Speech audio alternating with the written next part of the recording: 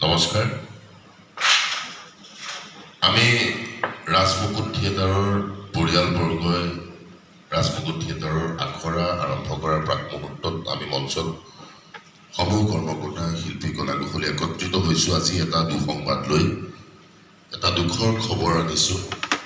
যিটো খবৰে আমাক সকলোকে মৰ্মাহত কৰিছে ইতিমধ্যে আপোনালোক সকলোৰে জ্ঞাত যে অসমৰ ভ্ৰাম্যমান মঞ্চৰ মহিৰু পুৰুষা ব্যক্তি আমাৰ সকলোৰে আৰাধ্য গুৰু সুৰকাৰ গীতিকাৰ নাট্যকাৰ পৰিচালক একেৰাহে অভিনেতা মঞ্চ জগতৰো বোলছবি জগতৰো হেমন্ত দত্তদেৱ ছাৰ আজি GM6ত শেষ নিশ্বাস ত্যাগ কৰে আমি সকলোৱে ভ্ৰাম্যমান থিয়েটাৰৰ লগত জড়িত সমূহ কলা কুশলী শিল্পীয়ে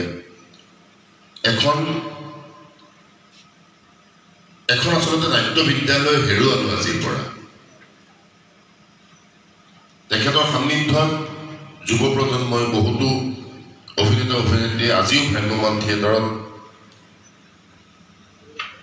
নিজৰ পাৰদৰ্শিতা দেখুৱাই থাকিব পাৰিছে তেখেতৰ অনুপ্ৰেৰণাত তেখেতৰ চেষ্টাতে বহুত শিল্পী কলা কুশলীক সৃষ্টি কৰিছিল বহুত অভিনেতা অভিনেত্ৰীক তেখেতে জন্ম দিছিল আৰু অতি দুখৰ বিষয় যে অনাগত দিনত যুৱ প্ৰজন্মৰ বাবে সেইজন ব্যক্তি খুবেই প্ৰয়োজন আছিল আৰু তেখেতসকলে তেখেতক আৰু নাপাব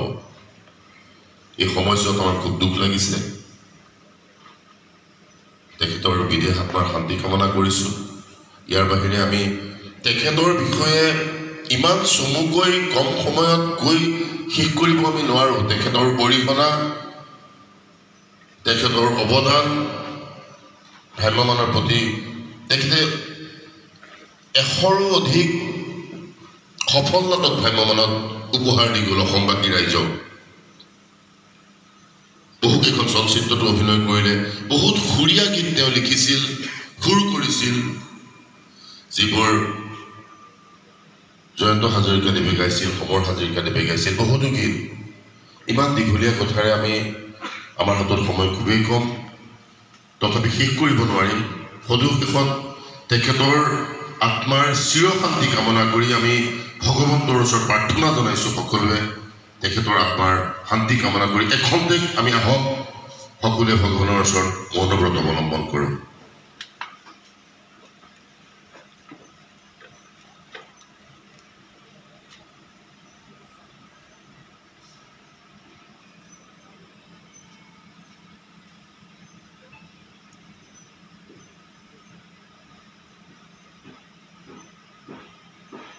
সকলোলৈকে ধন্যবাদ জনাইছোঁ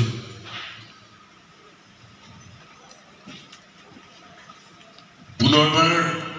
ভগৱানৰ ওচৰত প্ৰাৰ্থনা জনাইছোঁ তেখেতে যাতে স্বৰ্গত স্থান পাওক ধন্যবাদ